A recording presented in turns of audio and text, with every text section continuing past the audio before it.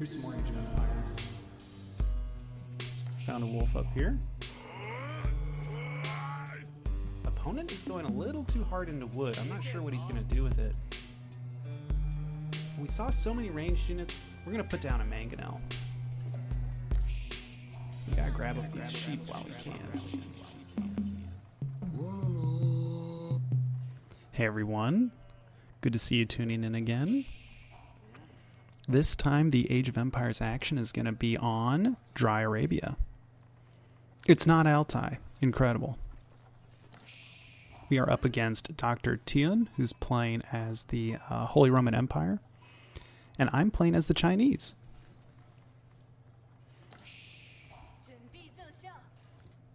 When we're up against the Holy Roman Empire as the Chinese, it's not as straightforward as playing as the English versus the Holy Roman Empire. I believe I've had a few games put on the YouTube channel showing me playing as the English versus the Holy Roman Empire. And with that matchup, it's fairly simple. I mean, you can put on aggression with your longbowman pretty easily. But as the Chinese, it's a little tougher. If you decide to put on aggression, you might lose out on getting your Song Dynasty. You might fall behind on getting that second town center. So my sort of mantra for playing as the Chinese versus the Holy Roman Empire is it's okay to be an age behind. But if my opponent has the Palace of Swabia, that is my win condition. So it's okay if I'm in feudal while he's in castle. We don't have to panic about that. It's okay if he's in imperial and I'm in castle. It's okay if he's ahead by an age. The real issue is if he makes it to imperial and I'm not putting on pressure, specifically on his Palace of Swabia. Now, we don't even know if this is going to make it to the imperial age, but as the Chinese, I have to assume my opponent's going to make it to the castle age pretty smoothly. It's going to be difficult for us to put on any kind of pressure. I am going to make a barracks, and we're going to make a few spearmen. We can use those to pressure my opponent. And we're also going to do something that we can do as the Chinese that we can't do as the English, and that is we're going to put the Barbican of the Sun here because it's going to deny both this sacred site and this relic. My opponent is definitely looking to grab up relics and sacred sites with his prelates. We want to deny that as much as possible. And on Dry Arabia, I mean, we got really lucky with this map spawn. Look, there's another sacred site with a relic over here. I'm not sure if the map always spawns like this, but basically these relics are right on top of these sacred sites. So we could maybe put an outpost over here or just park some spearmen here. But there's the Barbican of the Sun. Now we're in the Song Dynasty, so we're really going to get ahead in our villager production here. Opponent should be aging up shortly. Looks like, yeah, he's almost at the 1200 food. He's already got the gold. My scout is watching for where his age up is going to go. We're kind of spreading our spearmen out to kind of deny him from gathering while he ages up. But yeah, looks like it's the Regnitz Cathedral. Oh, and now we catch a little glimpse of it. He's wise to put it near his town center. Holy Roman Empire players, you should just put it right next to your town center. There's no need to even leave a little gap. Just put it right next to your town center, away from your Aachen Chapel, and you'll be fine. If you build it out far away, there's a chance your opponent's going to hit you with arrows or just stab at you with spearmen. So keep it near your town center. Just build it right adjacent to it. Now that we're in the castle age, I'm kind of done harassing, and I'm just going to blindly assume my opponent's going for knights. I don't even spot the stables, which I believe are right here, actually. Really would have liked to scout that with my scout. But I'm just blindly assuming he's going for knights. I've seen so many Holy Roman Empire players do it, especially when they go Regnitz. I just assume there's going to be some knights out on the field. So I'm sending my spearmen away from his base and out on the map because that's where he's going to go. I think we've denied this relic. We want to deny this one, maybe deny this one. This one's very close to his base. Not sure how well we're going to do defending it, but let's see what we can do. Also, because we know that our opponent is desperate for these relics, we're going to advertise, or really, not really advertise, but we're going to get greedy and make it so that if he's going to go for relics, then he's not going to be able to stop me from gathering up these berries with my villagers. Or I could put a mill here. Basically, I want to say, like, if you're going after the relics, I'm going after the food on the map.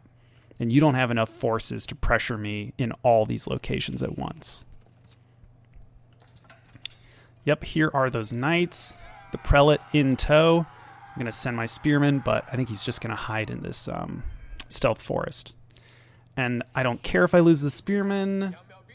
I just want them to sit here. I just want to delay him as long as possible. I don't want his economy to just explode.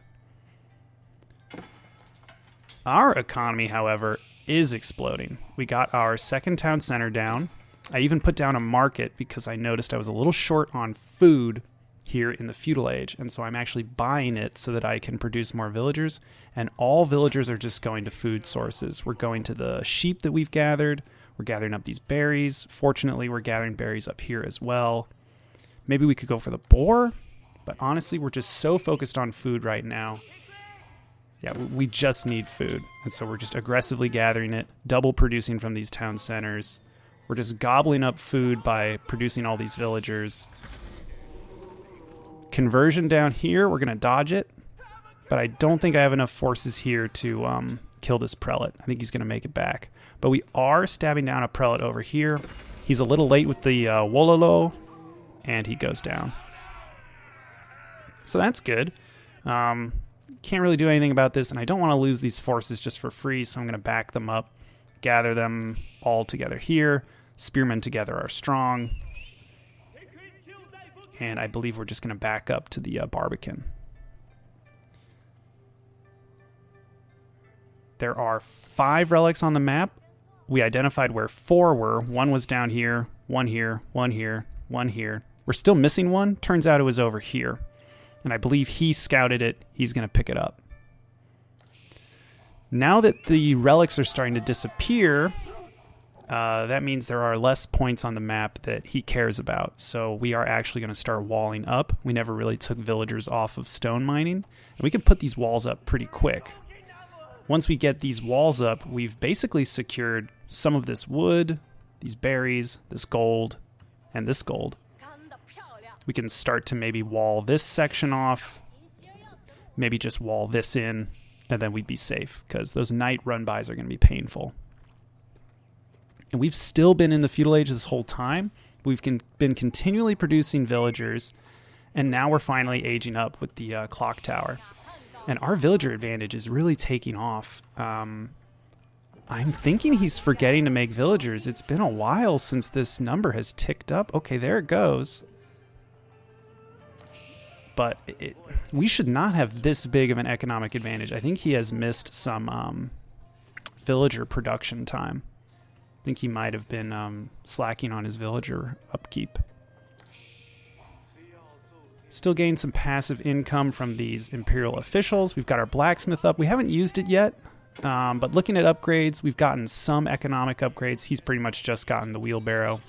Here we are duking it out with the knights. I think we're going to lose this. We just don't have enough spearmen. Over here, we're searching for that last relic. It's actually already gone. He's already got it in hand. Oh, almost got that knight. Yep. Relic disappears.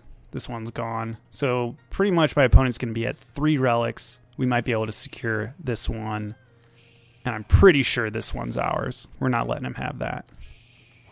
Again, the villager production is insane. We are almost doubling his villagers. Looks like we mined out this stone. Would like to go and gather from a new location, but it looks like we're just going to move on to wood. My food production is great, but yeah, we don't want to make the transition to farms just yet, especially when there's so much food available on the map. I would much rather produce more spearmen and secure, these deer, maybe this boar, definitely these berries. And it's okay to put down outposts occasionally.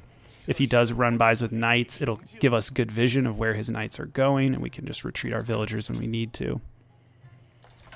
And I'm rallying to the back of his wood line here because I'm realizing that we're going to have to put on pressure.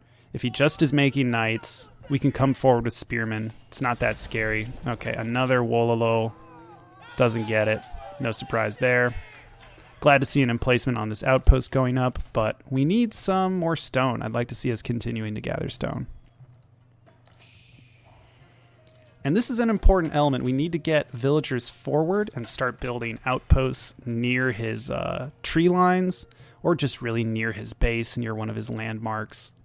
And a very important part of the game is coming up. First off, I wish I had another scout right now, but I haven't built any stables.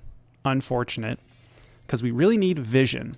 He has aged up to the Imperial Age. That's okay. We're still behind in age. That's all right. But we don't know where his Palace of Swabia has been built, and we need to find it. So you're going to see me split off a bunch of spearmen. Because I don't have any scouts, I just need to kind of send in small groups of spearmen. I should really just be sending individual ones in, but we need to find where the Palace of Swabia is. It could be anywhere in his base, or it could be tucked in a corner. Really recommend Holy Roman Empire players do that. Don't get greedy with your Palace of Swabia. Put it somewhere really safe. He has put it here behind this secondary wood line. So this is his main one. Here's his secondary, and there's the Palace of Swabia. This is now our target.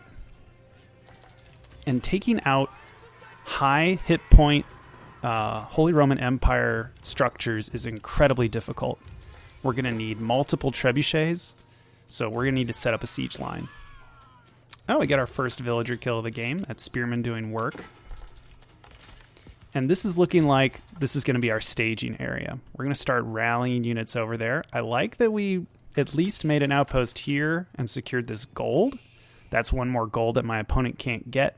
Pretty much limits him to this one in the corner, this one, and this large gold deposit over here. We can probably start patrolling that with troops. We're still working on the assumption that he mostly has knights, and it is a good assumption. He's actually up to 15 knights, and he's bringing lots of prelates in.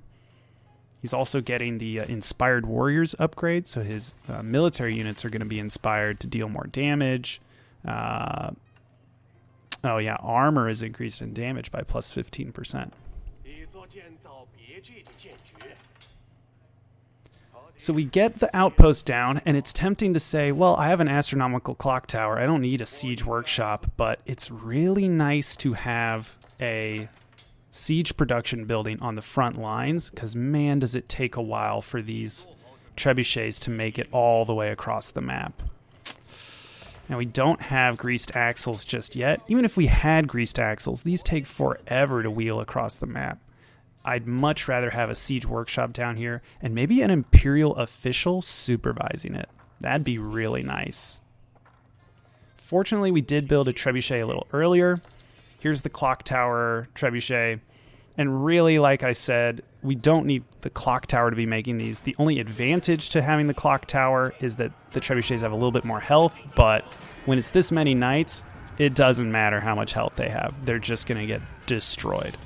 We've got a good unit composition here. It's mostly spearmen, some palace guards, and a bunch of crossbowmen as well. These are all very effective versus his units, and they're having to run underneath this outpost with a springald emplacement. So we can see his knights came in, they targeted down the trebuchet. That's all he was worried about, because he knows that I'm going to start sieging the Palace of Swabia. That said, we didn't really lose any units. We lost a few over here, whereas there's knights scattered all across the battlefield. And more importantly, while he targeted down the trebuchet, he didn't do anything to this siege workshop. This is the real problem, because this thing's already producing a trebuchet.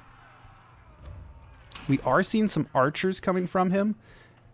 No problem. We can maybe get out a nest of bees. Would love to keep my villager over here and building more outposts, maybe more military production centers. Now I've decided let's move in and just stop his gathering and kill villagers if we can. And we'll deal damage to the Palace of Swabia with all these melee units. They're burning it down really quick. Problem is that it exposes our trebuchets on the back line. Both of these are probably going to go down, but I did send my crossbowmen back. We're going to use these crossbowmen to shoot at his knights. That was unfortunate. It was kind of a bold play by me to just come forward and start burning down the Palace of Swabia, and I pay for it because he uses the emergency repairs ability right when it was down to its very last bit of health, and now it's regenerating.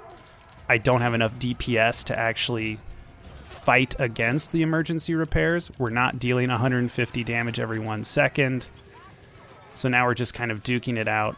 And the Palace of Swabia, it is a town center, so there's arrows being shot from this. Yep, my palace guards are getting eaten up. And now his knights are wisely attacking my crossbowmen on the back. And we'll just continue to engage. However, while this has been happening, we did send a small cluster of units over to his wood line over here, and we're getting good villager kills. We're actually already up to 17. He's going to have to repair his Palace of Swabia, but we're already spitting out more trebuchets. And the unit production is starting to kick off. We're putting down tons of barracks and archery ranges. We're just going to be making a mix of spearmen, man-at-arms, palace guards, and crossbowmen. We should also look to continue to get upgrades. Looks like we've grabbed melee damage, ranged damage, and yeah, we're getting even more ranged damage. I like seeing that.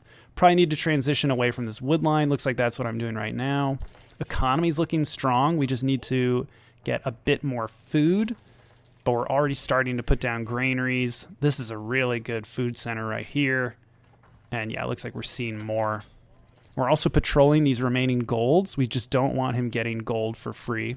And you can see after that failed attack there, he has caught up a lot in the economic game. Like his villagers are definitely coming back. But now we're bombing away his palace with, I mean, almost 3 trebuchets. And then back here, we were looking for villagers, but we ended up running into a bunch of knights. Not sure what he was doing with these knights over here. Maybe he was thinking of doing a counterattack. Maybe our pressure there was a good move. Yeah, we're really producing units now.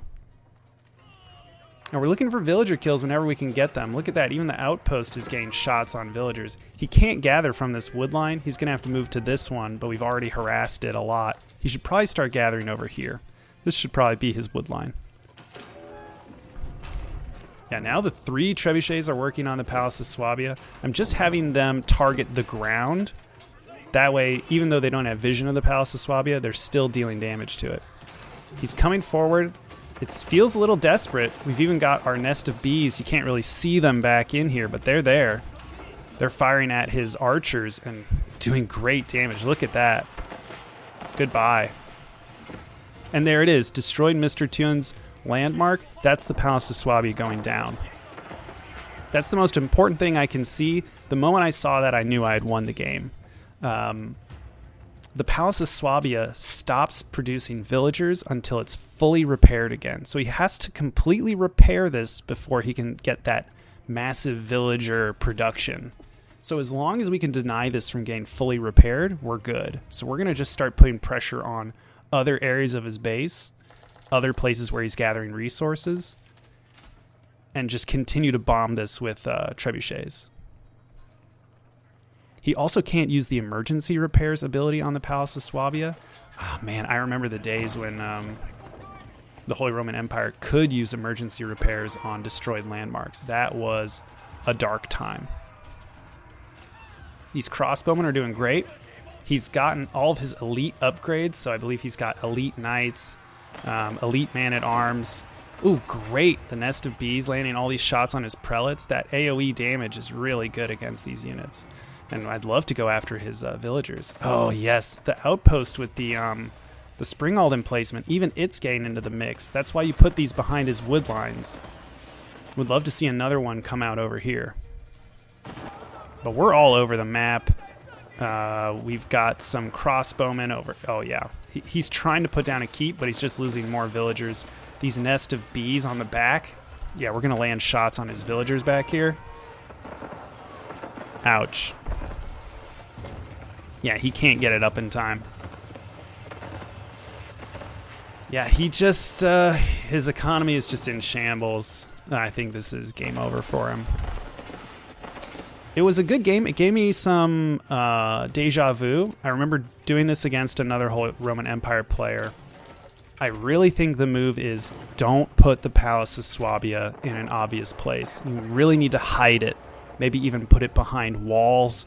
Tuck it in the corner back here. Just don't let your opponent know where it is. Because the moment they find it, if they can destroy it within like 5 minutes of it being up, you're just going to lose the game because you just don't have the same economy as your opponent. I'm up to 121 villagers. The only way you're catching up to that is with the Palace of Swabia. And with this thing down, if it goes down, that's it. I know emergency repairs can keep it alive, but you gotta hide it. I think keeping it hidden keeps it safer than any amount of knights, any amount of emergency repairs. Just hide it. Good game. I'm liking these wins against Holy Roman Empire. Let's keep it up. Catch you for the next game.